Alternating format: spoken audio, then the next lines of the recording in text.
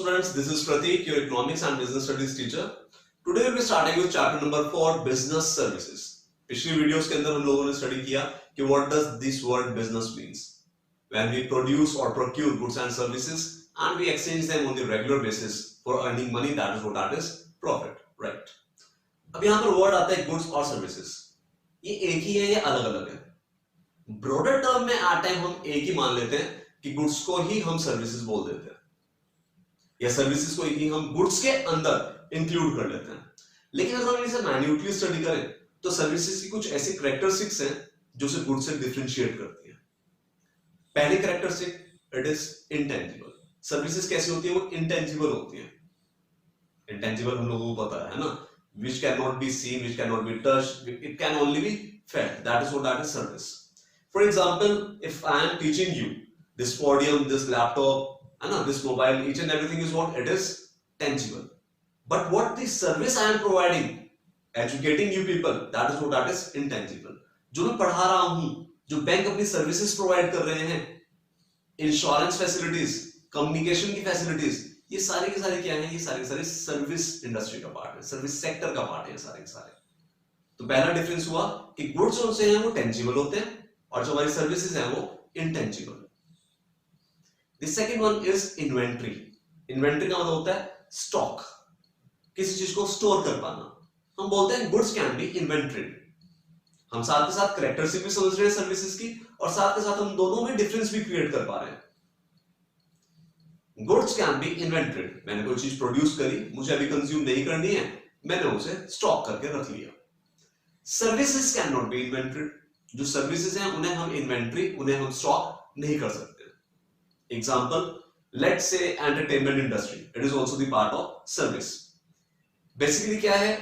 सुबह cinema hall के अंदर 100 सीट्स हैं, सिर्फ 50 टिकट बिके हमारे.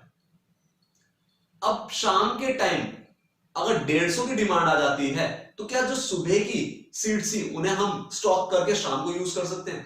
नहीं. इसलिए बोलते हैं सर्विसेज कैन नॉट बी इन्वेंटरीड. उन्हें स्टॉक करके नहीं रखा जा सकता फ्यूचर यूज के लिए. The third one is heterogeneity या इनकंसिस्टेंसी. हम एक डेयरी मिल्क की चॉकलेट परचेज करें 10 रुपए वाली, it will be uniform in size, in taste, in colour, in packing, in ingredient, सब कुछ सेम होगा. हम बोलते हैं कि एक स्टैंडर्ड आइटम हो गया, इट इज होमोजीनियस. आप 10 रुपए वाली डेयरी मिल्क सेम कोई भी परचेज कर लें, बिल्कुल सेम क्वालिटी की होगी. हम लोग शेल्फ पे जाकर सेलर को ये नहीं बोलते कि ये वाली थर्ड निकाल दो, फोर्थ निकाल दो, सारी सारी सेम है. But when it comes to services, services are heterogeneous. Services are inconsistent. Services cannot be standardized. Bank to bank services differ करती है. Private bank it is different, public bank it is different. अब आप बोलोगे sir ऐसे तो goods भी differ करते हैं. You are right. इसे हम ऐसे भी समझ सकते हैं और बेटर क्लैरिटी के लिए कि हम सर्विसेज को स्टैंडर्डाइज नहीं कर सकते. किसी लेक्चर में बच्चों का मेरे पास अपना व्हाट्सएप पे आता है मैसेज कि सर मजा आ गया लेक्चर के अंदर. दूसरे आता है sir it was above average, it was good. ऐसे अगर हम लोग रेस्टोरेंट्स में देखें, वहां भी सर्विसेज प्रोवाइड होती हैं अलोंग विद फूड. एक दिन हम लोग गए, बहुत अच्छी सर्विसेज लगी, बहुत मजा आया, बहुत बढ़िया था, प्रॉम्प्ट सर्विस थी, फूड वाज डिलीशियस, है ना. नेक्स्ट टाइम क्या हुआ? वेटर ने हमारे ऊपर सूप गिरा दिया. अब हम क्या बोलेंगे? यार बहुत बेकार है वहां की तो सर्विसेज, या बहुत टाइम उन्होंने लगा दिया फूड्स लाने में, तो भी हम बोलेंगे क्या है? बेकार है वहां की सर्विसेज. सर्विसेज कैसी है? वो इनकंसिस्टेंट है, उन्हें हम स्टैंडर्डाइज नहीं कर सकते. प्रोडक्ट को हम स्टैंडर्डाइज कर सकते हैं. The next one is it is participation of customer. Product purchase करना है तो कोई और परचेज करके ला सकता है, लेकिन अगर आपको सर्विसेज लेनी है तो you have to be the part of that process. हम किसी को ये नहीं बोल सकते हैं कि यार मेरा हेयर कट करवाया, है ना, मेरे बिहार पे तू मेरा हेयर कट कराया. ये हो सकता है कि हाँ मेरे लिए प्रोडक्ट परचेज करके ले आओ, मेरे लिए एक पेयर शूज का लेते आना. That is possible. क्लियर हुआ कि कस्टमर का पार्टिसिपेशन प्रोडक्ट में एट टाइम ना हो चलता, लेकिन सर्विसेज में कस्टमर का पार्टिसिपेशन होगा ही होगा. And the last one is inseparable. Service and service providers are inseparable. Me and this education is inseparable. But producer and product can be separated. Producer और प्रोडक्ट को हम लोग सेपरेट कर सकते हैं. ये लैपटॉप पता नहीं किसका है, किसने बनाया था, नहीं वैसे मेरा ही है, लेकिन ये किसने बनाया था, जिस कंपनी का भी है, मैं यूज कर रहा हूँ, प्रोड्यूसर कहीं और कोई और यूज कर रहा है। लेकिन सर्विस और service provider can not be separated. तो ये हमने फीचर्स भी पढ़े। फीचर्स क्या हो गए हमारे, इंटेंजिबल, इन्वेंट्री से रिलेटेड है ना, इनकंसिस्टेंट, फिर इंसेपरेबल, फिर कस्टमर पार्टिसिपेशन। ये हमारे 5 फीचर्स हो गए, और इन फीचर्स के बेसिस पे ही हम लोगों ने गुड्स और सर्विसेज में डिफरेंस भी क्रिएट कर लिया कि कैसे दोनों में डिफरेंस है। अब कभी वर्ड यूज होगा सर्विस ब्रॉडर टर्म में तो प्रोडक्ट में इंक्लूड कर लेते हैं, time bar bar goods and services word use ना करके गुड्स बोल दिया जाता है। लेकिन अगर दोनों में डिफरेंस की बात करी जाए तो ये मेजर डिफरेंस हुआ गुड्स और सर्विसेज में। The next topic is types of services. किस तरह की सर्विसेज होती है? Basically we can classify them in 3 parts. The first one is business services, the second one is social services, and the third one is personal services. Business services कौन सी होती है? Transportation, warehousing, communication, insurance, banking, ये सारी business को smoothly run करने के लिए auxiliaries to trade बोलते हैं इन्हें, यूज होती है। तो ये सारी कैसी है? ये बिजनेस सर्विसेज है।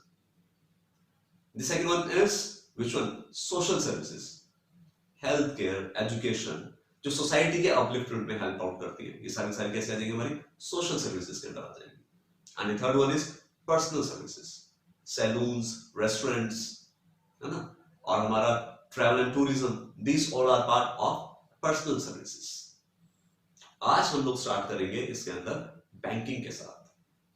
पहले what does this word bank means? Bank is an institution which accepts and lends money. ये एक बहुत बेसिक सी डेफिनेशन है, बहुत छोटी सी डेफिनेशन है, लेकिन काफी मीनिंगफुल है। बैंक हम उस इंस्टीट्यूशन को बोलेंगे जो 2 फंक्शंस परफॉर्म करता होगा। One is acceptance of deposit and the second one will be lending of money. आप वहां पर पैसा जमा भी करा सकते हैं अकाउंट ओपन करके, और आप वहां से उधार भी ले सकते हैं, आप लोन भी ले सकते हैं। कोई भी इंस्टीट्यूशन अगर दोनों फंक्शंस परफॉर्म कर रहा है तो we can call that particular institution as bank. लेकिन अगर इनमें से एक ही फंक्शन परफॉर्म किया जा रहा है तो हम उसे बैंक नहीं बोलेंगे। एग्जांपल लेकर चलते हैं पोस्ट ऑफिस। पोस्ट ऑफिस में आप अकाउंट ओपन कर सकते हैं, आप वहां पर पैसा जमा करा सकते हैं, पैसा डिपॉजिट कर सकते हैं, लेकिन वो लोन वगैरह प्रोवाइड नहीं करते हैं, एडवांस वगैरह प्रोवाइड नहीं करते हैं, तो पोस्ट ऑफिस बैंक नहीं है। सेकंड एग्जांपल, फाइनेंस कंपनीज, जैसे मुथूट फाइनेंस है ना, एडवर्टाइजमेंट आता है जब घर में पड़ा है सोना फिर काहे करो ना, तो उसका क्या है? Basically they advance loan, but if you want to open an account, you want to deposit your surplus money with them, that is not possible. Getting it? ये हुआ हमारा बेसिकली क्या? बैंक की डेफिनेशन। तो फाइनेंशियल इंस्टीट्यूशन है, bank नहीं है। आज थोड़ा सा और इलैबोरेट करते हैं, बैंक में कितनी तरह के अकाउंट्स ओपन करे जा सकते हैं। The first one is saving account, जो कोई भी पर्सन ओपन कर सकता है, कोई ज्यादा रेस्ट्रिक्शंस नहीं है। नंबर ऑफ विड्रॉल्स इसमें लिमिटेड होते हैं, बैंक टू बैंक डिफर करता है। छोटी छोटी मेरी सेविंग्स है, मैं अकाउंट में डाल रहा हूं, on an average saving account के अंदर 3-3.5%, क्योंकि अभी चेंज हुआ है, 3-3.5% के लगभग जो है आपको इंटरेस्ट मिलता है। आप जब मर्जी पैसा डिपॉजिट कर लें, जब मर्जी पैसा निकाल लें, that is what that is saving account. सबसे important, current account. Current account वो अकाउंट होता है जो बिजनेसमैन ओपन करता है, उसमें नंबर ऑफ ट्रांजैक्शंस अनलिमिटेड है, वो कितनी भी ट्रांजैक्शंस कर सकते हैं, और सबसे इंपॉर्टेंट उसमें रेट ऑफ इंटरेस्ट नहीं मिलता है, उसमें रेट ऑफ इंटरेस्ट नहीं मिलता है, लेकिन नंबर ऑफ ट्रांजैक्शंस अनलिमिटेड है। दूसरा, उसमें सबसे इंपॉर्टेंट मिलती है ओवरड्राफ्ट की फैसिलिटी। क्या होता है ओवरड्राफ्ट? मैंने बैंक में पैसा जमा कर रखा है, बैंक में मेरे 50,000 रुपए पड़े हुए हैं, बाय चांस मैंने 60,000 रुपए का चेक इशू कर दिया, अगर मेरे पास ओवरड्राफ्ट की फैसिलिटी है तो मेरा चेक डिसऑनर नहीं होगा, बैंक पेमेंट कर देगा 60,000 रुपए। एक्स्ट्रा जो 10,000 है मुझे सिर्फ उस पर क्या करना पड़ेगा, उन्हें पे करने पड़ेगा कुछ इंटरेस्ट वगैरह। लेकिन अगर ओवरड्राफ्ट की फैसिलिटी ना होती तो चेक डिसऑनर हो जाता, और डिसऑनर का मतलब है कि मेरे पे लीगल पेनल्टी एनफोर्स हो सकती थी। ये वो हमारा करंट अकाउंट।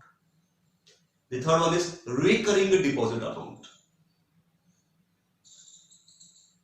इकट्ठा पैसा ना डालकर रीअकरिंग, जो बार बार अकर कर रहा है, उसे बोलते हैं रीअकरिंग अकाउंट। Recurring account.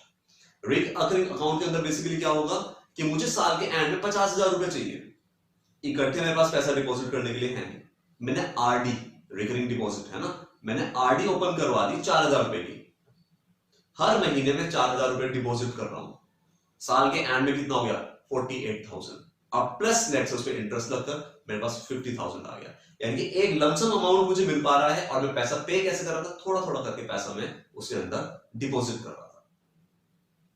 ये हमारा आरडी। आरडी पे जो रेट ऑफ इंटरेस्ट होता है सेविंग से कुछ ज्यादा होता है और फिक्स डिपॉजिट से कम होता है। फिक्स डिपॉजिट अकाउंट वो अकाउंट होता है जिसके अंदर हम एक लमसम मनी एक पर्टिकुलर टाइम पीरियड के लिए डिपॉजिट कर देते हैं, उसे हम बोलते हैं फिक्स्ड डिपॉजिट अकाउंट। ज्यादातर वर्ड बहुत फैमिलियर होंगे, आप एफडी करा रखी है जी, एफडी फिक्स्ड डिपॉजिट अकाउंट की शॉर्ट फॉर्म है।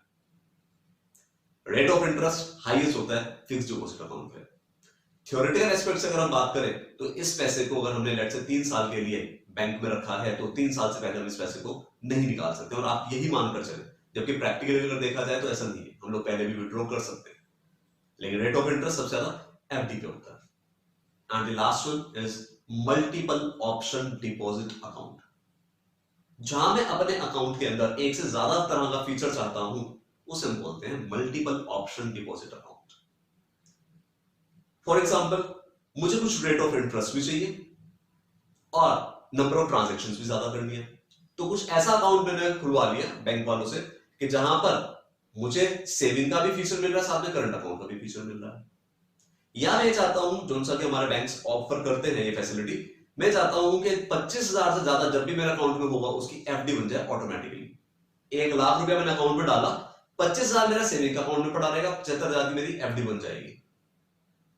ठीक है, 50 लाख और डाला या 50,000 सॉरी और डाला, अब क्या होगा, इसमें से 25,000 की या 50 के 50 की पूरी एफडी बन जाएगी, बाकी 25 ही रहेगा हमेशा मेरे सेविंग अकाउंट के अंदर। ये क्या हुआ, ये हुआ मेरा मल्टीपल ऑप्शन डिपॉजिट अकाउंट। क्या क्या पढ़ा हम लोगों ने आज, गुड्स और सर्विसेज में डिफरेंस, इनकंसिस्टेंट है, इनसेपरेबल है, इंटेंजिबल है, कैन नॉट बी इन्वेंटेड, है ना, पार्टिसिपेशन होना चाहिए कस्टमर का, ये सारी चीजें हमने पढ़ी। फिर हमने पढ़ा कि सर्विस सेक्टर्स में और भी क्या चीजें आती हैं, इंश्योरेंस, बैंकिंग, ये सब कुछ, और इन्हें हम कैटेगराइज करें टाइप्स ऑफ सर्विस के हिसाब से, तो कौन कौन सी सर्विसेज होगी हमारी, एक हो गया हमारा पर्सनल सर्विसेज, सोशल सर्विसेज और बिजनेस सर्विसेज, है ना, 3 सर्विसेज पढ़ी हम लोगों ने, इनके एग्जांपल समझे।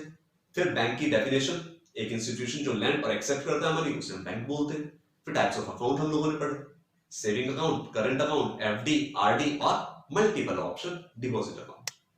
और क्लियर करने के लिए टॉपिक को कुछ क्वेश्चंस करते हैं जिससे आपका अंडरस्टैंडिंग लेवल और बेटर होता है। The first question is which institution is called as debtor as well as creditor. Sir ये नहीं पढ़ाया, डेटर और क्रेडिटर एक्सेप्ट मनी करता है और लैंड करने का वर्क करता है। Name answer is bank. Which of the following is not the characteristic of service? Intangible है, cannot be invented, हाँ उसे स्टॉप नहीं कर सकते। Inconsistent बिल्कुल है, स्टैंडर्डाइज नहीं किया जा सकता है। Last one is tangible, services are not tangible, तो answer will be D. A facility wherein the bank allows its current account holders to withdraw over and above the closing balance up to a specified threshold, answer will be overdraft। जितना limit है उससे थोड़ा सा extra आप लोग withdraw कर सकते हैं, जो स्पेसिफाई उन्होंने कर दिया है। 50,000 अकाउंट में 60 तक के निकाल सकते हो, चेक डिसऑनर नहीं होगा, that is overdraft facility। Account that can be open by depositing a small sum of money is छोटी सेविंग अकाउंट के अंदर डालते हैं। Which of the following type of account is opened by businessman? businessman कौन सा open करेगा, businessman को कई बार दिन में 50 ट्रांजैक्शन करनी है, 100 ट्रांजैक्शन करनी है, तो दे open current account. Account that can B combination with saving account और करंट अकाउंट, सेविंग और करंट को दोनों को जोड़ दें, multiple option deposit account. Start with smallest case study, है ना, एक आइडिया लेते हैं, 12th में बहुत इंपॉर्टेंट रहेगी ये। Mr. Kabir Singh desires to have 2 benefits from his bank account. First, to earn higher interest on balance, and second, to face minimum risk of dishonoring a check. अगर आप लोगों ने अच्छे से समझा है तो बहुत आराम से आंसर आ जाएगा। Which type of account should be opened by him in Punjab National Bank?